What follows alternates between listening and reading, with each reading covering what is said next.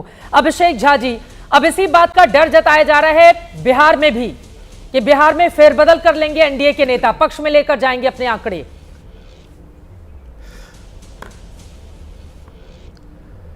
मुझे लगता है कि कांग्रेस पार्टी की और खासकर राहुल गांधी जी की स्थिति चित्रा जी ऐसी हो गई है कि एक विद्यार्थी जब परीक्षा से पहले पढ़ता नहीं है और उसको मालूम होता है कि उसने मेहनत नहीं की है तो परीक्षा में फेल हो जाएगा, तो परीक्षा के पूर्व वो बहाने बनाता है कि भाई मेरे घर रिलेटिव्स आ गए थे, मेरी सेहत खराब हो गई थी, मैं पढ़ नहीं पाया, टीचर्स ने मुझे ठीक ढंग से नहीं पढ़ाया। और कुछ विद्यार्थी उससे भी एक स्टेप आगे होते हैं कि परीक्षा देकर आते हैं और कहते हैं कि परीक्षा में मैं बहुत बेहतर करूँगा, अव्वल रहूँगा।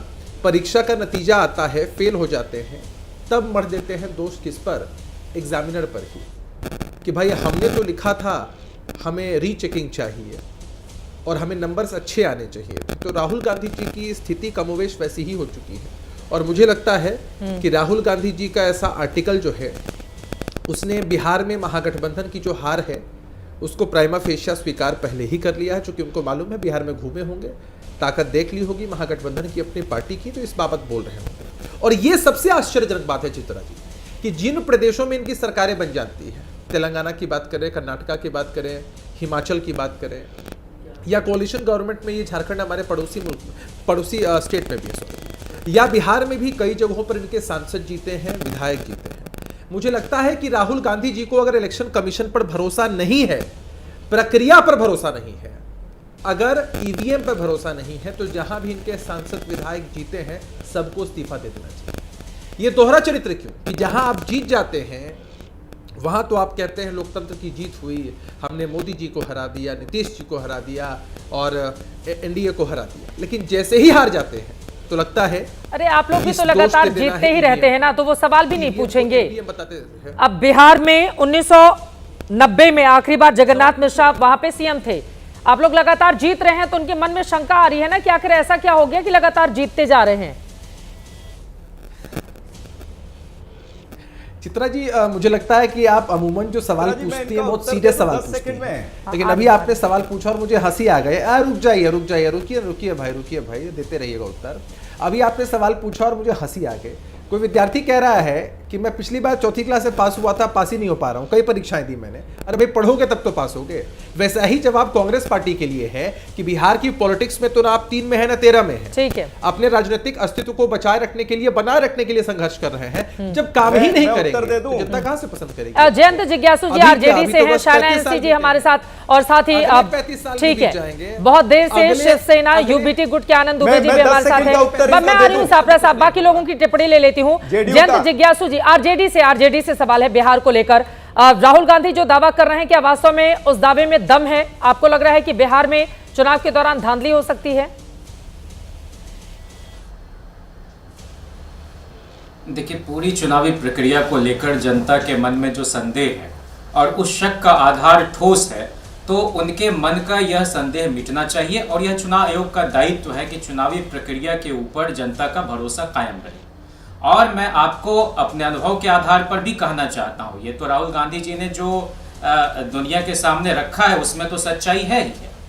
उत्तर प्रदेश के गाजीपुर जिले में मैं था 2022 के चुनाव में, एक बूथ पर 40 लोगों के नाम उड़ाए गए जो बिल्कुल ही समाजवादी पार्टी के वोटर थे और फर्जी वोटर के नाम घुसाए गए। अब उसको इस रूप में देखिए चित्रा जी कि अगर 200 बूथ विधानसभा क्षेत्र में है तो 8000 वोटर तो ऐसे ही उड़ा दिए जाते हैं, और लोकसभा क्षेत्र में आप 6 विधानसभा क्षेत्र को जोड़ लीजिए तो 48,000 वोटर कैसे जीत जाएंगे आप? तो 3 स्तर पर धांधली हो रही है। एक तो मताधिकार सूची में छेड़छाड़, दूसरा पोलिंग स्टेशन के अंदर जो आपको फॉर्म सी दिया जाता है, अगर आदमी चौकस चौकन्ना नहीं रहे हमारा पोलिंग एजेंट, तो फिर वहां ये लोग गड़बड़ी करते हैं।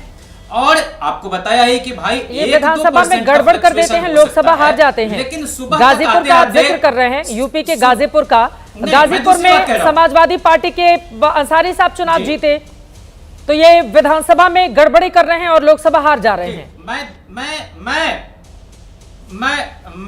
मैं जो चित्रा जी कह रहा हूं एक मौलिक सवाल की तरफ आपका ध्यान आकृष्ट करना चाहता हूं। मेरा यह कहना है कि दुनिया के अधिकांश देशों में ईवीएम के जरिए वोटिंग नहीं होती और वहां बैलेट पेपर के जरिए होता है।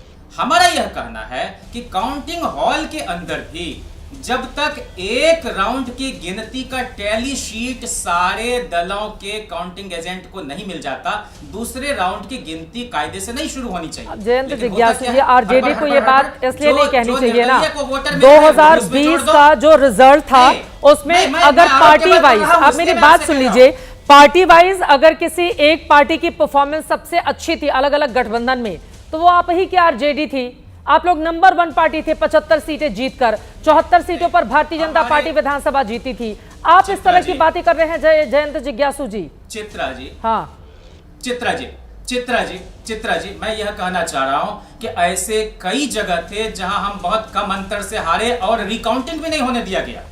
इस तरह का मैनिपुलेशन, और आज तो ऐसा मालूम पड़ता है कि चुनाव आयोग सरकार के रसोई घर की तरह संचालित हो रहा है, और यह बहुत ही आपत्तिजनक है। और 1930 में जब ये ईवीएम नहीं था, इकबाल ने उस जमाने में कहा कि है दिल के लिए मौत मशीनों की हुकूमत, आसे मुरव्वत को कुचल देते हैं आलात। तो इंस्ट्रूमेंट का मैनिपुलेशन तो हो ही सकता है, तो इसमें इतनी इनको क्यों दिलचस्पी है कि जब कहा गया कि वीडियोग्राफी आप जारी कीजिए, सीसीटीवी फुटेज जारी कीजिए, तो आपने भारत सरकार का जो निर्वाचन संचालन से संबंधित कानून है उसमें आपने तब्दीली कर दी, और किसके कहने पर? चुनाव आयोग से कंसल्टेशन के बाद। और जो चुनाव आयुक्त है उसकी चुनाव आयोग बारे में भी आप जान रही हैं, पूछते तो हैं विपक्षी दलों से। संस्थाओं पर अगर हम सवाल खड़े कर लेंगे जयंत जिज्ञासु जी, उसी चुनाव आयोग ने भारतीय जनता पार्टी के आंकड़े जारी किए थे 240 के साथ। उसी चुनाव आयोग की ओर से जब आंकड़े जारी किए गए थे तो बीजेपी के कई बड़े बड़े नेता बहुत बड़े मार्जिन से पीछे भी चल रहे थे। उसी चुनाव आयोग ने विपक्षी दलों को बुलाकर ये सवाल पूछे थे कि बताइए क्या दिक्कत है, साबित कीजिए। मुझे लगता है जयंत जिज्ञासु जी, देखिए एक ये सवाल है मेरा, ये व्यक्तिगत मत है कि जब भी हम संस्थाओं को सवालों के कटघरे में खड़ा कर देते हैं ना, जो आम मतदाता है उसको क्या लगेगा? उसको ये लगेगा कि सब कुछ फेक हो रहा है, सब कुछ गलत हो रहा है, अब हमको वोट डालने जाना ही नहीं चाहिए। तो आप मतदाताओं में भ्रम की स्थिति पैदा कर देंगे, जो कतई ठीक नहीं हो सकता है। मैं ये जानकारी दे रही हूं, अगर मैं सिर्फ पर्टिकुलर बिहार की बात करूं, आप सबसे बड़ी पार्टी थे कांग्रेस पार्टी। मैंने खुद कहा लेफ्ट दलों को 29 सीटें मिली थी आपके गठबंधन में, कांग्रेस पार्टी को 19 सीटें मिली थी। कांग्रेस पार्टी अगर आरजेडी की तरफ परफॉर्म कर लेती तो फिर आप लोगों की स्थिति वो नहीं होती विपक्ष में बैठने वाली। तो पहले खुद के भीतर झांक के, इसीलिए आप लोग अब कांग्रेस पार्टी को आंखें भी दिखा रहे हैं कि पिछले बार के जितना आपको हम नंबर भी नहीं देंगे इस बार। चित्रा जी, और चुनाव आयोग को बेवजह आप लोग कटघरे में लेकर आ रहे हैं, कि यही सच बात है। चित्रा जी, हम इस बात से खुशफहमी में नहीं आते कि हम सबसे बड़े दल हैं। हाँ। और हमारे घटक दल का प्रदर्शन कैसा रहा। हमें इस बात पर आपत्ति है कि 2019 के चुनाव में पाटलिपुत्रा लोकसभा क्षेत्र में ईवीएम की ढुलाई जो हो रही थी वो बच्चों के द्वारा किया जा रहा था। हाँ। यह चुनाव आयोग के निर्देश का उल्लंघन था। और उसी पाटलिपुत्र में फिर जीतती है ना मीसा भारती, उसी पाटलिपुत्र में फिर जीतती है मीसा भारती। अगर मैं गलत हूं मुझे करेक्ट कीजिए।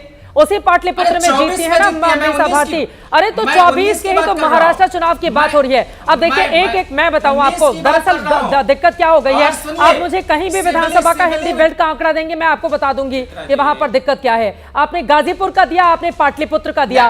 पाटलिपुत्र से मीसा भारती रामकृपाल यादव जो मंत्री रहे हैं उनको हराया है, और फिर आप कह रहे हैं चुनाव आयोग में बड़ी गड़बड़ी हो गई, वो आके हराई जा रही है। ये चित्त में मेरी पट भी मेरी कैसे चलेगी? जल्दी से 2 लाइन में बात पूरी कीजिए। आनंद दुबे जी, शाहनवाज जी, मैं आ रही हूं आपके पास। बोलिए बस बहुत जल्दी। हाँ। चित्रा जी, मैं आपके साथ पहली बार डिबेट में शामिल हो रहा हूं। मेरा यह कहना है कि सिवली विधानसभा क्षेत्र में टोटल पोल्ड वोट जो है, हाँ, और टोटल काउंटेड वोट जो है उसमें कैसे अंतर आ गया? और इसकी पूरी की पूरी प्रेजेंटेशन धर्मेंद्र जी ने चुनाव आयोग को दी। लाखों वोटरों के नाम उड़ाए गए। समाजवादी पार्टी के अध्यक्ष अखिलेश यादव जी ने चुनाव आयोग को उन सभी लोगों के नाम चुनाव आयोग में आपत्ति के साथ दिए कि कैसे इन लोगों के नाम उड़ा दिए गए। और दूसरा, हम चाहे जीतें या हारें, हमारा यह कहना है कि बैलेट पेपर के साथ चुनाव होना चाहिए। सर, आप बिहार से आते हैं, बैलेट पेपर में आपको पता है, मैं दर्शकों की जानकारी के लिए बता दूं, अगर बिहार के ये जो युवा चेहरे हैं ना, वो बैलेट पेपर के जरिए बोलेंगे कि नहीं बैलेट पेपर के जरिए यहाँ पर चुनाव कराया जाए, तो दर्शकों की जानकारी के लिए मैं बता दूं कि पहली बार जब बूथ लूटे गए थे ना, वो बिहार का ही एक हिस्सा था।